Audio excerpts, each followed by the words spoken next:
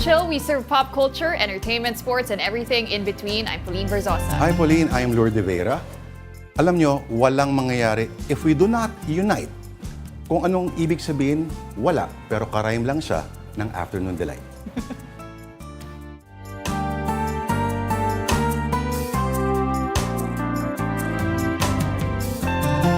Woohoo!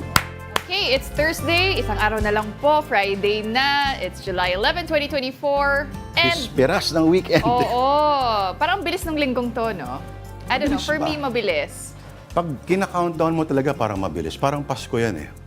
If you say ilang days na lang to go before Christmas, next thing you know, si Jose Marichan Nice, gumagana na sa Oo Facebook. nga, malapit na si Jose Marichan. Ako, Burmans. Pero bago mag-Burmans, pag-usapan muna natin yung delight of the day natin. And it is maruya. Bakit maruya? Dami, oh. Maruya ay hindi kailangan ng rason Oo na naman. magmaruya. Oo naman. Anong gusto mo sa maruya? Gusto mo ba yung malutong o yung chewy at makapal yung parang, ano bang term doon? Yung breading niya. Oo. Ako parang yung malutong.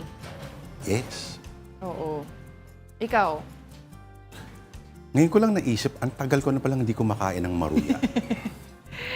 Matagal na ba? Ito, mainit pa, no? Alala ko nun, actually amoy niya, very nostalgic. Okay. Ano? Okay? Ayun. So, ang maruya is Filipino, ano talaga? Is it a Filipino dish? Dito na rin talaga na Maraming variations, Southeast Asia. Pero mas social ang pangalan niya sa English. Banana fritters. Ayun, banana fritters. Fritters. Fritters. Pero sa atin, maruya. Oh, diba? Layo, ano? Oo. Ang layo ng registro. Maruya. Parang panghampas lupa talaga. Hindi naman. Pang-Indio. Masarap ang masarap ang maruya. Saan nga ba ako nakatikim? Deconstructed version siya ng maruya. May ice cream sa taas, parang alamod. Ayun. Tapos, so wala siyang sugar. Ang sugar na ginamit sa kanya ay parang caramel. Pwede, di ba? Gusto ko tuloy ng maruya. Ayan. Maruya sounds like pabuya. Sounds like gumising ka, maruya. Alright. Okay. Kamusta ka na? Anong plano mo for the weekend? This weekend may attendan kaming kasal. So, Practice? practice. Nako! Nang nalaman ng mga kaibigan ko, tatanong sila, nire-research sila ang co-host. Oh, Maraming nadurog ang Ay. puso sa kanilang mga natagpuan. Sabi ko, kung ayaw mo masaktan, huwag ka nang mag-research. Opo. Tinuloy. Ayan. Nasaktan tuloy. sorry po. Sa lahat po ng mga tagahanga ni Miss Pauline, sorry na lang po. Okay. Better luck next lifetime. Sige. Alright, Ito. from the light of the day to quote of the day. Ang quote of the day natin ay mula kay President Inday, Vice President Inday, Sara Duterte, na nagsabi nung tinanong siya about the upcoming SONA, kung siya nga raw ba ay a-attend, nakaw, hindi raw siya sisipot sa State of the Nation Address. Third State of the Nation Address si Pangulong Marcos this year, at ang kanyang rason, Tita Pau, ay, eto, pakinggan natin. Yes or no, VP? Ma-attend ka sa SONA? No. Okay. No, I will not attend the SONA. I am appointing myself as the designated survivor. Designated survivor, no? Nabitin ka, no? Kukuha ka dapat ng maruya. Pinupunas ko lang yung sugar. Yan kasi ma-sugar eh, no? Oh. Alangan naman igana mo, eh. Nako, iba. Okay. Ano nga ba ang designated survivor, Tita Pau, aside from the title of a famous, at least for the Series. first 3 or 4 episodes yata na gusto? Series sa Netflix. Yes. Starring, anong pangalan nun? Si Kiefer Kiefer Sutherland. Yes. Ang designated survivor Ito, ay... according to CBS News, the designated survivor in the context of the State of the Union address in the U.S. is a cabinet member who does not attend the State of the Union address and would take over the presidency in case a catastrophic incident at the Capitol causes the death or incapacitation of everyone in the line of succession. This person is always chosen ahead of the State of the Union, and the White House refers to the individual as the cabinet member not in attendance. Alam mo, may ibang reporters nag-read into ano sila, parang nakakatakot to Diba? Parang may... Parang may Parang may threat sa oo Sona. nga eh. Oo. Ano yun? Isa sa part ng 20 million peso budget, hindi na, mahirap yan. Naku!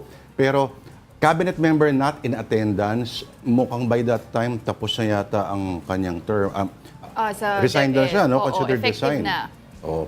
Well, ang trabaho naman talaga ng Vice President ay To serve as the, in case something happens to the president, diba, siya talaga magte-take over ng role and responsibilities. putting it nicely. Tama yun. Pero sabihin ko sana, parang spare tire, nag-antay na lang na tumigil huminga yung presidente. In theory po yan.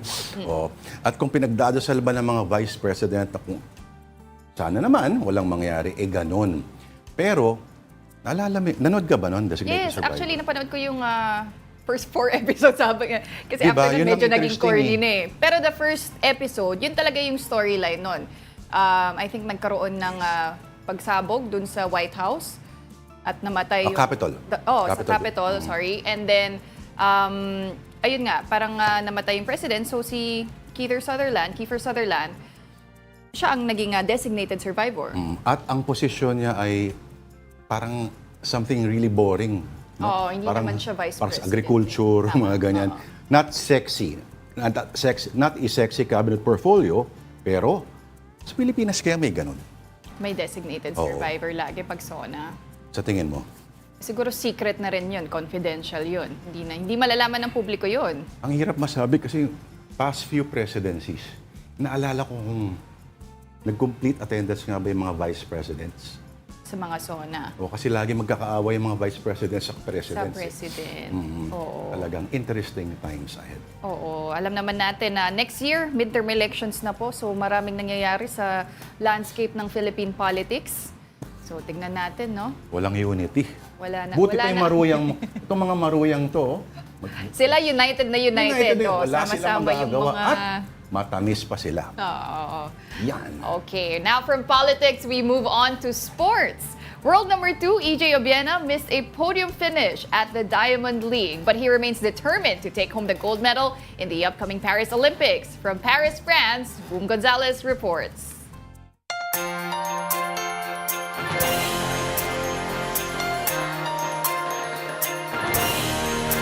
We are here in Paris, specifically the Charletti Stadium, which is around 3 hours away from Metz, France. Why are we here? Well, our very own EJ Obiena is competing in the Diamond League, a series of elite track and field athletic competitions. Now, EJ, this is his last tournament prior to the Olympics, and he is going up against 12 of the very best. 10 of them are Olympians. And this will now serve as a showcase and a preview of the world's cream of the crop. And for EJ, it is the springboard to his final preparations for the Olympic Games, Paris 2024.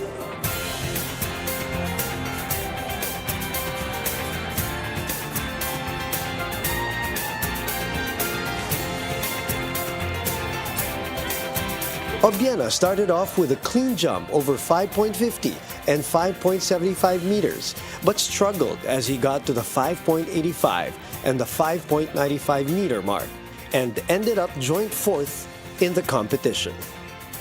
I'm gonna be honest, this season has been a bit tough for me. It's a bit more challenging than what I would thought, and there's bumps in the roads that I didn't really expect, but it didn't work out today. I went for it. I put the bar in 95, tried to get in the podium and give it a good fighting shot, but it didn't work out. And yeah, I'll take what I can take today. It's a direction. I would say it's still, the height may not represent it, but I still took a step in the right direction. And even with the result, he still had some time to share with his fans right after who were watching live. EJ also shared with us why it was important for him to still participate in the Diamond League and how special it is to him. In Diamond League is the highest level of athletics other than the major championships. So a lot of athletes that I would say even goes to Olympics don't even get to compete in the Diamond League. So there's that prestige as well. But for me, it was more like I was hoping to be competing in the Olympic Stadium, get a feel of it, know how it is. But if not, then it's still a good competition, a good quality field, and might as well try it. Let's see how it goes, and yeah, try to do our best. EJ said he still has 3 weeks to fix some things in training before he gets going for the Olympic Games, Paris 2024. From Paris, France, I'm Boom Gonzalez.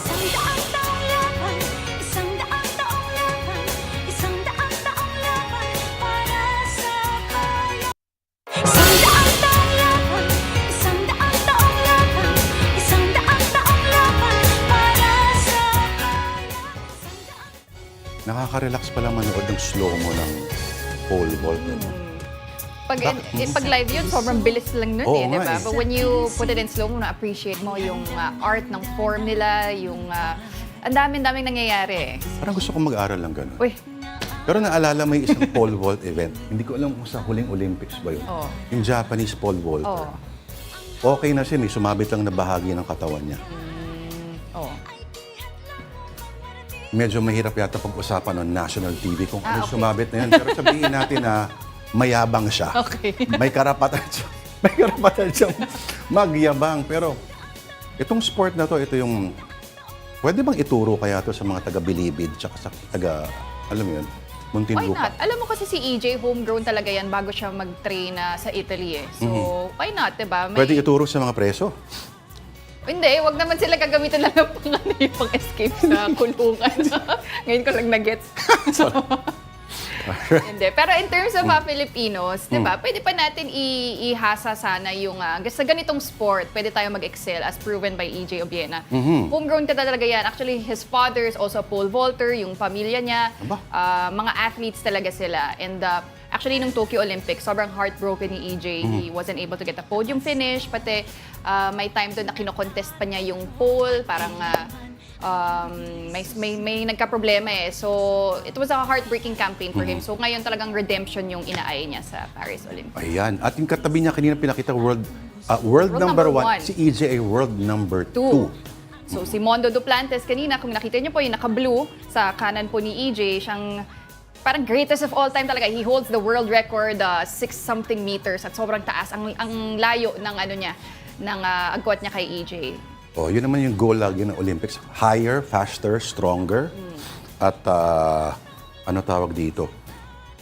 Gagaling pa yun si Mr. Obiena, no? So, tatay niya, pole vaulter din. Si Bronny James, tatay niya, si Lebron. Oh. Wala. World number 2 at number 55 si Bronny James.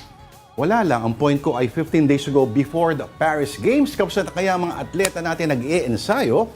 At kamusta na kaya? Nako.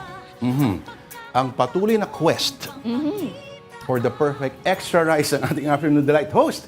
At ang namimiss na natin na si Tita Denise Tan. Tita Denise, eto na siya. Bonjour, Tita Denise. Hello. Bonjour, Lourd. Bonjour, Paui. Kamusta kayo dyan? Eto, nagmamaruya. Anong almusal mo dyan mamaya, Tita? Wala nga eh, kasi after nito, diretso tayo, hahabulin naman natin yung isa pa nating atleta, si Joanny Daldaco. Bago siya sumakay ng bangka, bago tayo maiwan. Hindi ka ba pwede umangkas doon sa... Sa likod niya? Pwede naman. Actually, pwede naman. Kaya lang medyo mahirap ang lakad pa uwi nun sa lamig. Kasi pwede parang weights, di ba?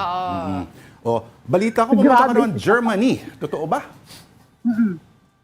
Correct. Actually, Lourd, busy yung buong team natin dito. Merong pumunta ng Paris, may pumunta ng Luxembourg. At nung Tuesday lang, lahat kami, full force, pumunta ng Germany. So, pag-usapan muna natin yung trip to Paris. As you saw, Boom Gonzalez was there together with some members of our team para i-cover itong si EJ Obiena.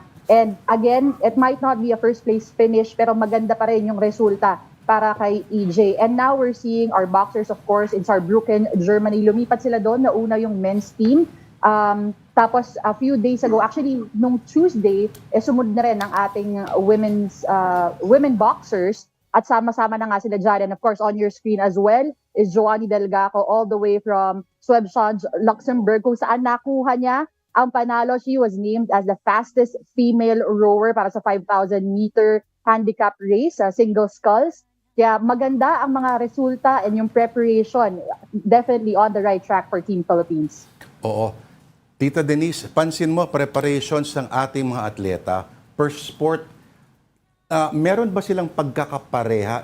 I mean, nag-intensify ba o habang palapit ay mas nagre-relax halimbawa yung... Makikita natin, nag-intensify siya because they are looking for sparring partners. Katulad na lang Joanny Delgaco, traveled all the way to Luxembourg para makuha yung sense of competition. And her coach, Edgardo Merina, said that na importante daw to get not just be obsessed with what she's doing on the daily, but also know and visually, importante daw yung optics na nakikita niya, pwedeng may mauna sa kanya. But at the same time, maintindihan niya rin na kailangan magpahinga. That's why yesterday, actually, they were on a break. Parehas din sa ating mga boxers. Lumipat sila ng Germany because the sparring is also there, or the sparring partners is also there. Alang lahat doon.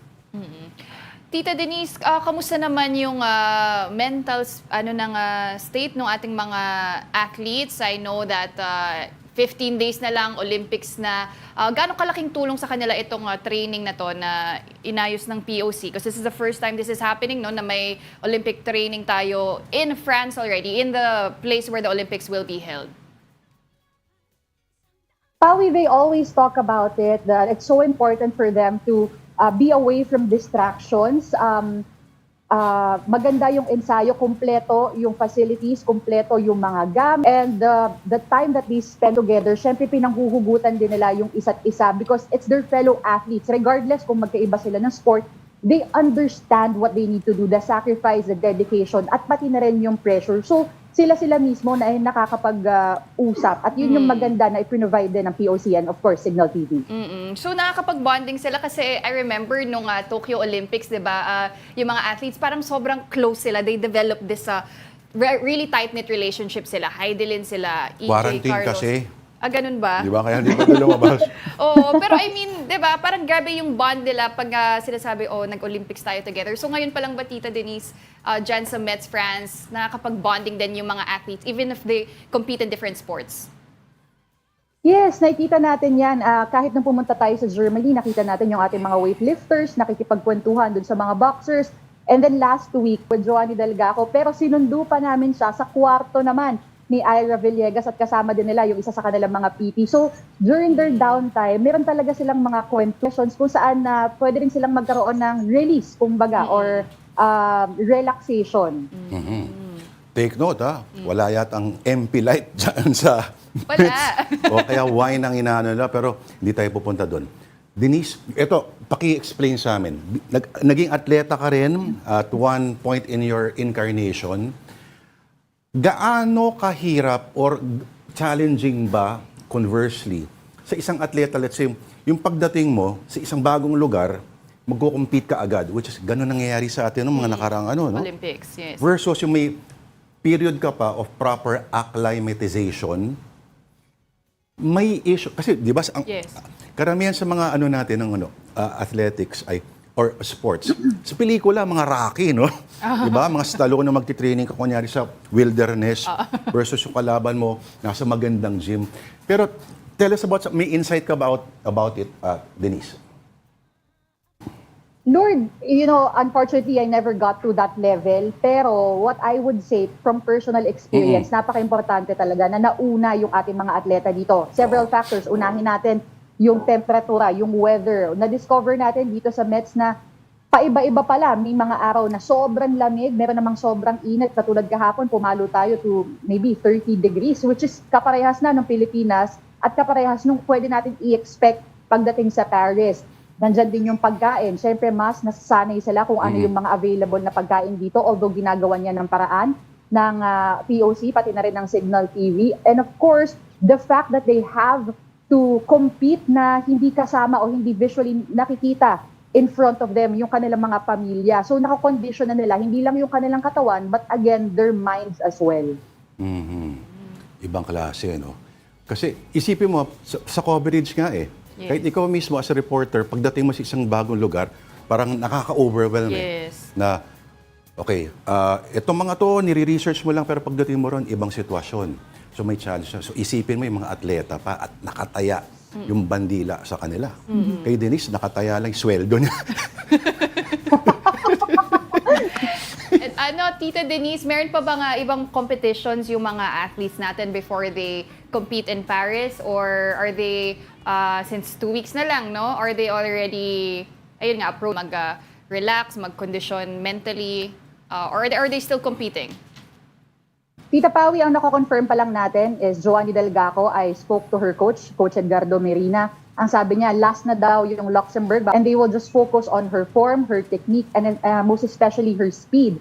Pagdating naman kay EJ Obiena, ang balita natin dahil sila yung bumiyahe papuntang Paris, that will be the last competition as well bago mag-Olympic Games. Tapos, meron tayong mga athletes na weekend. We have yet to confirm their scheduling in the training facilities at doon ilabas ang kanilang focus. Yes, yung kung anumang init o gigil ng katawan, ilagay sa ngalan ng medalya at bandila. Kanina nabanggit din ni Tita Denise na yung coach nga ni Joanny, si Coach Ed Mayrina, actually Olympian din siya. So, ang ganda nung, diba Tita Denise? So, parang full circle moment yon na he's teaching now the next generation, imparting his knowledge. Tita Denise, would you know kung may mga payo siya kay Joanny on what to expect? Or may mga usapan ba silang ganun as an Olympian to an Olympian? Diba? Mga any advice from him? Pawi, ang advice na sinasabi lagi ni Coach Ed Mayrina is that Joanny keeps her focus. Kasi pag nandun ka daw sa bangka, at ikaw ay mag-isa na lang, regardless if you're in training or in competition, lahat ng mga negative na naiisip mo, wala kang kasama wala kang mapaglabasan. So you have to be able to understand how to control it, how to attack that negative feeling and thought. At ikaw na rin mismo ang lumaban to bring yourself back to competition mode. At tama ka, 1988 Olympiad, itong si Coach Ed Mayrina. Actually, isa siya sa mga unang ipanadala ng Pilipinas for the rowing competition dahil 1986 lang nabuo ang ating rowing team. Yun. Palita ko si Tita Denise, kailangan mo na magpaalam kasi magro-row pa sila papunta sa ibang lugar. Alright? Abangan pa namin ibang mga updates mo, pero thank you for your time. Maraming salamat, Tita Denise. Merci beaucoup. Alright, yan po ang ating Tita Denise reporting live from Metz, France. At bawat isang tita na tawag mo sa kanya ay minamarkahan niya. Tinita din naman niya ako. Gantihan lang Titakan yan. na kami. Pero lamang ka pa rin. Sports or Showbiz, mga kapatid, usapan extra exciting daw ang 20th edition ngayon ng Cinemalaya. Desira, bakit kaya? Sasagutin niya ng ating mobile journal, Denise Valdesancho. Panibagong taon, panibagong pagkakataon upang bigyang kulay ang mundo ng pelikulang Pilipino. Alamin natin ang kaganapan for the upcoming Cinemalaya 20. Thus, we are thrilled to present to you Cinemalaya 20, May Lakas, Loob at Lalim. From the newest filmmakers, actors, and actresses in town, down to the most prominent ones, tiyak na mabubusog daw ang mata ng mga manonood sa 20th edition ng kinikilalang Philippine Independent Film Festival na Cinemalaya. Kabilang na dyan ang Cinemalaya President at batikang direktor at aktres na si Lourd Guillen, maging sina Marian Rivera, Maylene Dizon at ang favorite nima ng social media na si Sasa Girl. For 2 decades, the films of our independent filmmakers have helped explore and define what is at the heart of the Filipino. Their stories, struggles, and triumphs have given us a better understanding and deeper understanding of our culture and identity. Expect that the Ayala Mall's Manila Bay will be a bustling center of creativity and storytelling this August 2 to 11. Sisimulan ang exhibition sa opening film na Gospel of the Beast ni Sharon Dayok. And to end it with a bang, Bona ni Philippine national artist Lino Broca ang napiling closing film. May mga pakulurin tulad ng film hub na Cinemercado, exhibits, and even parties and official Cinemalaya cafes and restaurants. I'm confident to say that we have succeeded in our mission to discover and nurture young filmmakers and nurture them in the way that they are able to express what they want to express, kung anong nasa kalooban nila. Mapa-comedy o rom-com, hindi ka bibiguin ng mga napiling finalists for the shorts and full-length films. All eyes on the Balanghay Trophy dahil ang maglalaban-laban dito ay ang Alipato at Muog ni J.L. Burgos, An Errand ni Sarge Lacuesta at Dominic Beckhart, Balota ni Kip Obanda, Gulay Lang Manong ni BC Amparado, Kantil ni Joshua Cesar Medroso, Bono Basho ni Jaime Pacena II, Love Child ni Jonathan Hurilla, The Hearing ni Lawrence Fajardo, The Wedding Dance ni Julius Lumiked, at Tumandok ni Richard Jeroy Salvadico at Arlie Sweet Sumagaysay. Kasi ako, honestly, hindi ako tumitingin ng filmmaking as a competition Hindi siya sports for me. Lahat ng mga pelikula na nasa Cinemalaya this year, meaningful, mahalaga, nagkukwento ng mga communities Siyempre, hindi lang new filmmakers ang ating makikilala kung hindi mga bagong aktorin.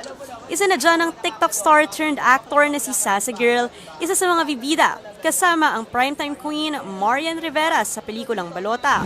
Yes, this is very fulfilling nga kasi si Marian isa sa mga pinaka primetime queen yan, 'di ba? So sino nga naman ba ako, 'di ba? Na baklang TikToker lang tapos biglang makikita mo makakatrabaho ng si Madam Marian. Talagang alam mo 'yon, isa sa mga pinaka happiest moment ko this year is talagang nakilala ko siya. Ang message naman ni Marian, sana pag napanood nyo, balitaan nyo kami kung anong reaction nyo, sabihin nyo sa amin kung anong impact ng pelikulang ito sa inyo. suportahan natin ang Cinemalaya entries this August 2 to 11 sa Ayala Malls, Manila Bay. Mobile Journal Denise Valdesancho po, hatid ang mukha ng balita. Interesting kasi si Marian Rivera nagbida rin last year sa highest grossing Filipino film of all time, ang Rewind. At ngayon, isang independent movie, Balota, abangan po natin. 20th year po ng Cinemalaya Film Festival, which makes me feel really, really old. Dahil ibig sabihin, yung isa sa entries ng first Cinemalaya, umextra pa ako doon. Isang pelikula. My God! Sa unang year ng Cinemalaya? Yes. Ibig sabihin, 10 years old lang ako noon. Well. Right, time out muna. Marami pa kaming kwento sa inyo. Magbabalik po ang Afternoon Delight. You have something in you. I knew it from the start. Did you now? Rage. And rage is your gift. Whose head could I give you that would satisfy this fury? The entire Roman armies. Too much? The general will do. The first trailer is out for Ridley Scott's Gladiator 2, starring Paul Mescal, Pedro Pascal, Connie Nielsen, and Denzel Washington. The long-awaited sequel to the Oscar-winning 2000 original arrives in theaters November 22nd. 123. This isn't like an auction, right? Yes. You guys are going to take it away. Jennifer Lawrence may not smile much in her next movie. The Oscar winner is set to produce and star in Why Don't You Love Me for A24. It's being adapted from a graphic novel described as a pitch-black comedy about marriage, alcoholism, depression, and mourning lost opportunities. Good morning, Bikini Bottom! Good morning, Sandy! It's not a good morning for long in Saving Bikini Bottom, the Sandy Cheeks movie. When their home is scooped out of the ocean, Sandy and SpongeBob head to the surface to save the town. Netflix just floated the first trailer for the animated adventure, which debuts on the streaming service August 2nd. Believing in myself in Hollywood, I'm David Daniel.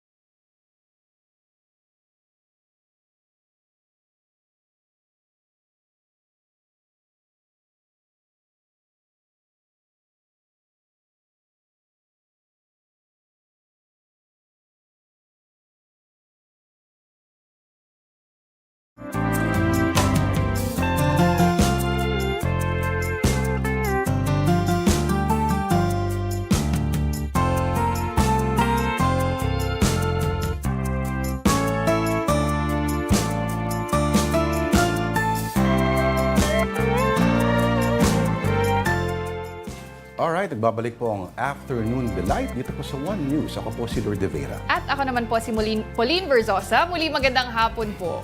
Alright, on to the news. Apollo Quiboloy's lawyer, Israelito Torreon, told the Philippine Star that his client may already be in China. But for President Marcos, wherever the fugitive pastor is now, he should come forward and face his cases. Ria Fernandez reports. President Marcos says there's nothing wrong with the reward money for the arrest of Apollo Quiboloy.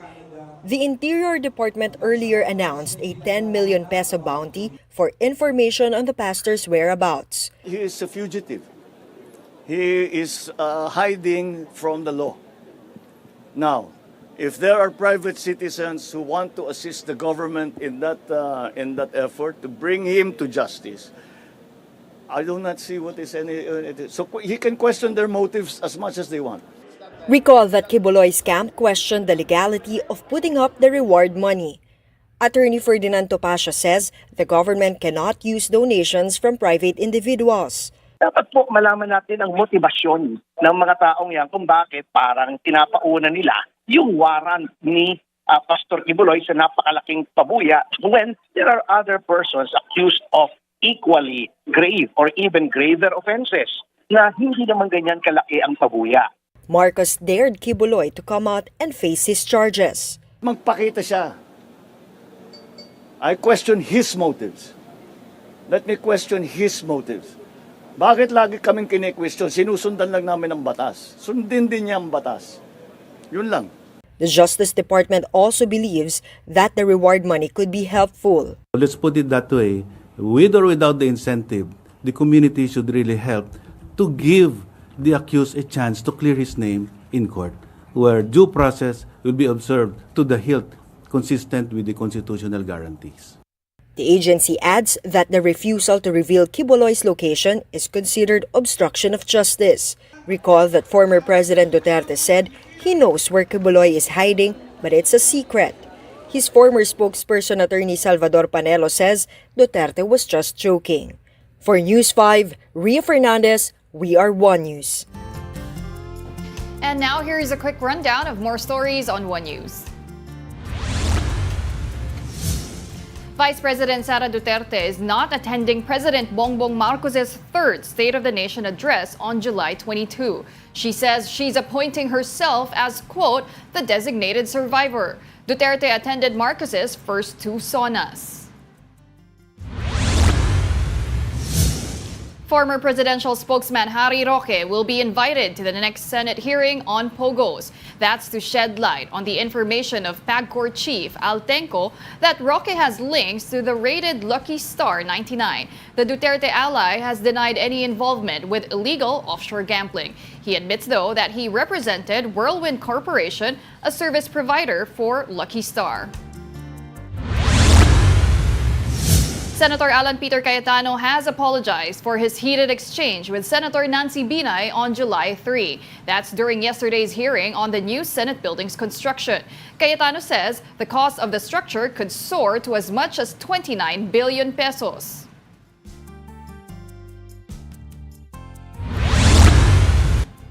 At the lower chamber, House Secretary General Reginald Velasco clarifies that 20 million pesos will not be spent on food for the Sona alone. The budget also covers other essential expenses like uniform of Secretariat employees, coordination meetings, and invitations.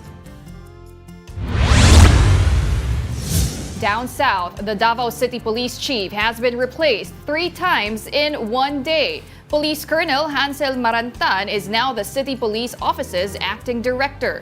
He replaces Colonel Sherwin Butil. Butil earlier replaced Colonel Lito Patay. These changes all happened on July 10. And the Armed Forces has expressed concern over the reported deployment of a Chinese naval carrier strike group here. The United States Naval Intelligence reported that China's Shandong Carrier Strike Group is, quote, now operating in the Philippine Sea. Alright, konting eratum lang. Yung pangalan po ng Pogo Hub is Lucky South 99. Hindi Lucky Star. Okay. Kanta ni Madonna, Lucky Star. Lucky South. All right, over the U.S., doubts about President Joe Biden's ability to win a second term aren't just in Washington. Now, a prominent Hollywood actor and Democratic filmmaker joined calls for him to step away from the campaign. So dati, 2 weeks ago, fundraiser. Ngayon, nagsabing, step aside. CNN has the report. With world leaders at hand, President Biden eager to get back to business as usual. Stronger supply chains, a stronger economy, stronger military, and a stronger nation. And the White House wants to move on from speculation about the president's political future. I think that he is more determined than ever to continue to get the job done. But for Democrats, a continued domino effect. George Clooney, joined by filmmaker Rob Reiner, calling on Biden to step aside, and House Speaker Emerita Nancy Pelosi non-committal. It's up to the president to decide if he is going to run. We're all encouraging him to make that decision because time is running short. And Connecticut Senator Richard Blumenthal said he supports Biden, but is deeply concerned about him winning. He can do it, but there will be a question mark for some time. Biden's inner circle racing to answer those questions. An advisor to the president said few close to him are concerned enough to pierce Biden's firm position. Only family could do that, and only with hard data. The advisor telling CNN of his wife and sister, Jill and Valerie, won't let him go down in flames. Since the debate, CNN's poll of polls shows Trump leading Biden by 5 points. The first time this year, the candidates are separated by a margin of more than 3 points. And some donors in Chicago and Florida are having second thoughts about private fundraisers they were planning. But for Biden, it's full steam ahead for now. That every NATO member is committed to doing their part to keep the alliance strong. Hindi po nawala lang yung audio. Okay. Walang problema kay Joe Biden doon sa NATO, pero eto nga, di ba? Ang sabi nga, itong presence sa NATO supposedly is an opportunity to flex na, oy, okay pa ako to the rest of the world. O, di ba? Pero ngayon, pakunti na, medyo mas lumalakas yung clamor. Tita Pao. Kita nga natin sa polls, 49%. Ito si Trump. And si Biden is 5% behind, 44%. Nung Monday, nagkaroon ng interview with George Stephanopoulos. Supposedly, vanity interview dapat para ipakita na, okay ba ako? Medyo yung tanong, mga pointed rin, hindi siya papogi questions. Pero mukhang after that interview, maraming mas nagduda lalo. Imbes na pacify ng calm down of fears, ito mas medyo kinabahan sila. Kasi ito ay isang tao daw, according to critics, ito ay isang mama o isang lolo na parang hindi na in control of his own. Wala nang sapat na pagsusuri ng kanyang capabilities. Alright, some notes. Kailan mangyayari ang Democratic National Convention at DNC? Tita Pao. Ayan, it will be held at the United Center in Chicago, Illinois from August 19 to 22. So next month po yan. Ang RNC naman ay? That's at the Fisher Forum in Milwaukee, Wisconsin on July 15 to 18. So malapit na po yan. And in terms of Donald Trump naman, malapit na daw siya sa kanyang month-long search for a running mate. May tatlong pangalan na tinitingnan. Isa doon si Marco Rubio. Yung minsang inasar niya rin. Nakasama niya sa debate dati at alaskado sa kanya. Yung pangalawa naman may balbas. Yung isa naman, I forget the name, pero ganun sila ka-forgettable. So wala doon sa mga the usual na tinitingnan. At wala sa mga nagpapakyut. Wala si Marjorie Taylor Greene or kung sino man. Okay, eto, hinga muna tayo. It's time to take another breather. Diyan lang po kayo dahil hanggang 3:00 pa po ang Afternoon Delight. We'll be right back.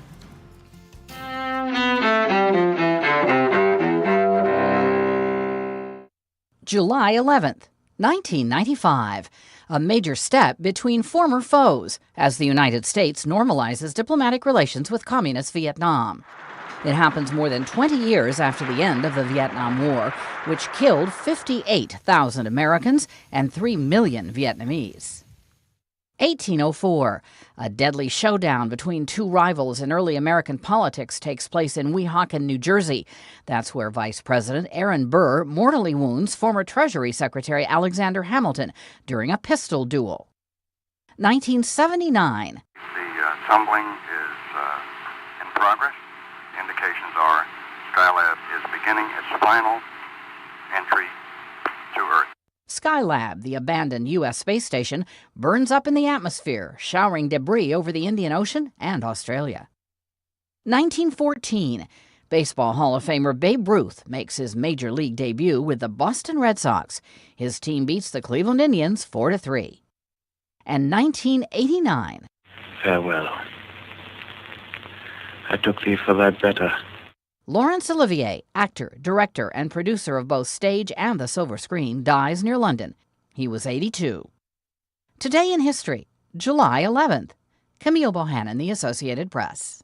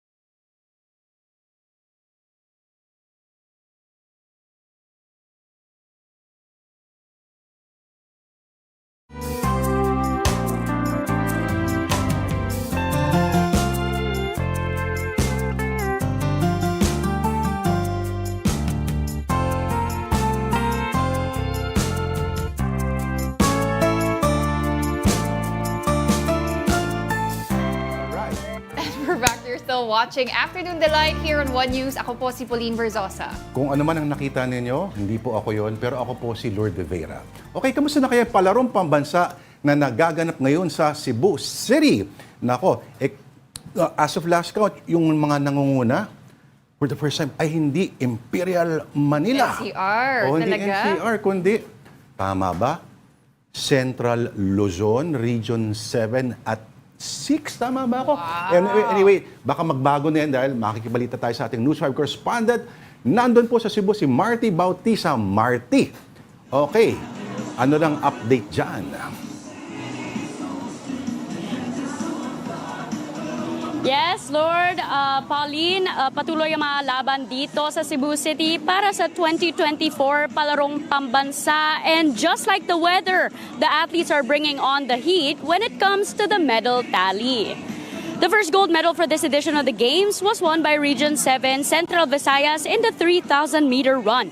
At 6 a.m. in the morning, Asia Paraase bested 13 girls to shatter her own personal record of 10 minutes 33 seconds. Paraase crossed the finish line today at 10 minutes 26 seconds. It was special for her not only to start her run on a high note, but also to bring pride to Central Visayas. Paraase's work isn't over though as she gears up for the 1,500-meter run this Sunday.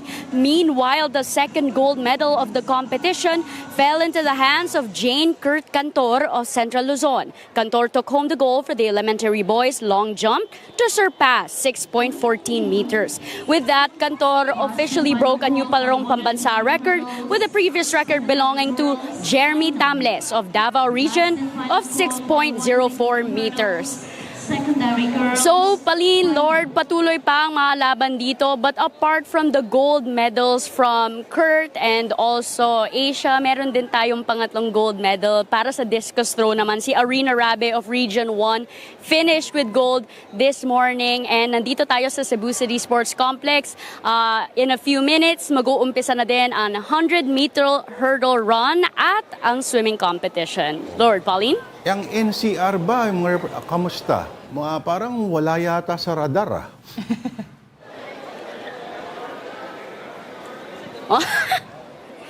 Actually, Lourd, first day pa lang ng competition, so patuloy pa rin ang mga other sports, kagaya ng mga team sports na basketball at volleyball. Tsak na malakas dyan ang NCR, kagaya ng volleyball at basketball.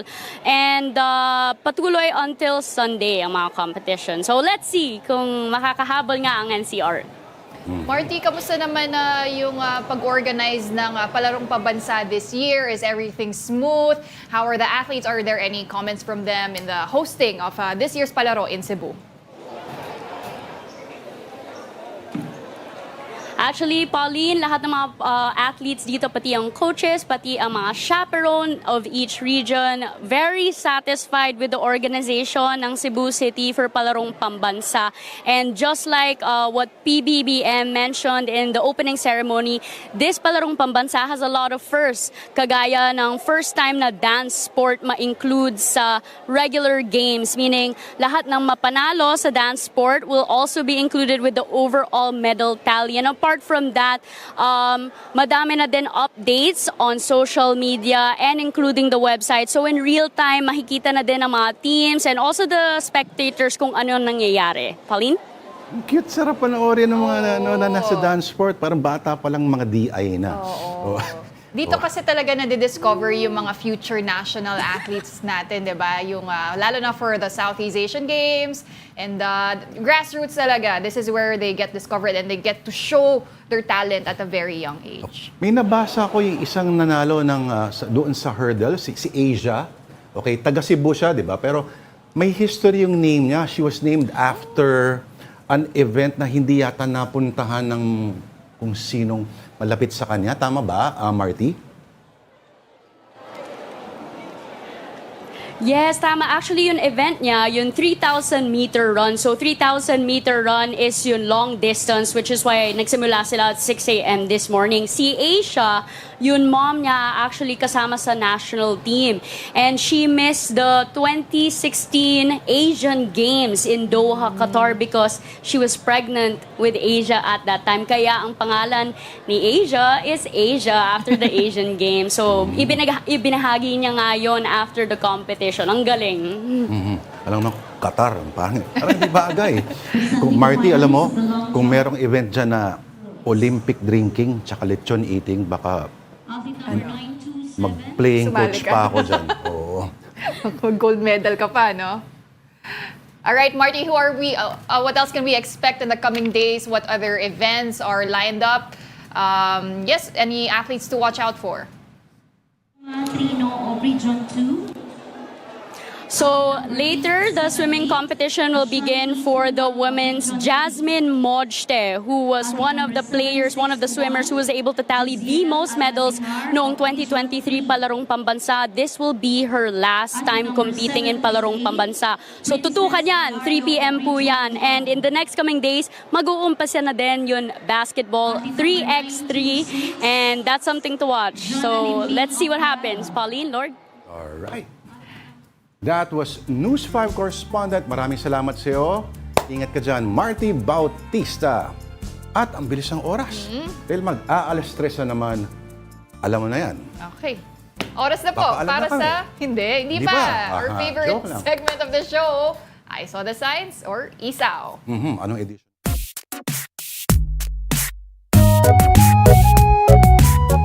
Ito na po ang I Saw the Signs. Anong edition? Hindi na bale. Pare-pareho lang yan. Okay, ang una natin papakita, submissions pala ito mula sa ating mga viewers. We asked, you gave. Yes. Okay, ito na po ang una nating kontribusyon.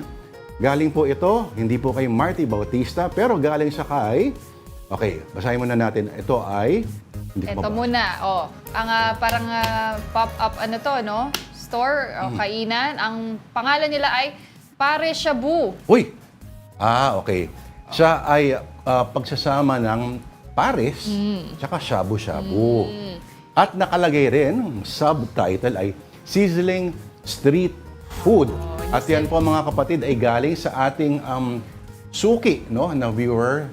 Paatras po ulit. Ito, si Leonard Climaco. Ayan, thank salamat. you, Mr. Climaco. Kaya niya nakita to, no? Pati, tinan mo naman yung pumipila pa dun sa ka-orange pa na. Malamang, okay, kung sila talaga yung mga preso, bibili sa, kaya feeling ko mga crew ito, no? Oo. Ganda, kasama na rin sa gimmick nila yan. Kasi pangalan nila ay Pare Shabu. Oo. Pero pares po yan, pati shabu-shabu na pag pagkain. natukhang to mga to, yari kayo. Pero pares na shabu-shabu. Kakaiba. Ano kaya yun? Pinagsama or hiwalay? Siguro hiwalay. Basta tingnan na lang natin next time. Ito naman, next photo. Nakita raw ng isang viewer natin na si Dong Thay sa Dinalupihan, Bataan. Galing. Ito, Kevin 11, Mini Mart. Get it? Kevin 11.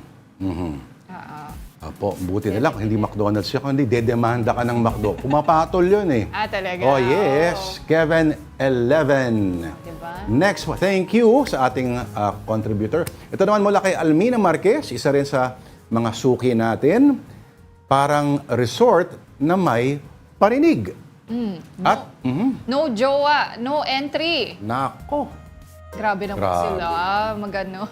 Gusto mo na nga lulurin yung problema mo sa beach? Hindi ka mapapasukin? Paano naman yung mga single? Dapat may resort din na pag may jowa, no entry. Yes. Mga single lang. Singles beach. Alam mo, may mga ganyan sa ibang bansa. Tapos, ang mga nakatambay doon, pang Baywatch na katawan, di ba? Parang pang David Hasselhoff. Okay. Alright, one more entry from Almina Marquez. Patarpoli ng certain virgin. Gusto ko ikaw magbasa, Tita Pao. Okay. Goto kita, pero mas goto mo siya. Feature dishes ay? Lonely Lomi, Single Mami, Iniwang Goto, Lutong Bahay Sana Natin. By Chef Virgin. May nakita naman ako, panagot dyan. Chef ka rin. Chef ka rin. Chef ka rin. Sakit, ano? Parang kung si Coco Martin magtatayo ng gotohan, parang bagay sa kanya yung pangalan niya. Di ba? Oo. Pero bakit kayo gusto ng mga Pinoy itong mga yung laging may gimmick, laging may play of words ng mga restaurant? Mas yun talaga yung... Ganun tayo. Oo. Kasi yung pisa-pisa scores na yan, kalokohan yan. Sukatan ng tunay na creativity, yung mga memes, yung mga ganyan, di ba? Anong sinabi ng pisa-pisa na yan? Oo. Galingan na lang ng memes. Oo nga. Facebook. Okay, Alright. maraming salamat po ulit sa ating mga viewers na nag-send ng mga pictures. But if you have more signs, please do send them to us at afternoondelighton@gmail.com para ma-feature po namin yung mga picture na yan. Okay, habang nagpapaalam ka, Tita Paul, at ipaalam mo na rin ako sa kanila habang tumitira ako ng maruya. Okay po, and that's Afternoon Delight this Thursday, July 11. I'm Pauline Verzosa. At siya naman po si Lourd de Veyra. Join us again tomorrow at 2 p.m. only here on Afternoon Delight.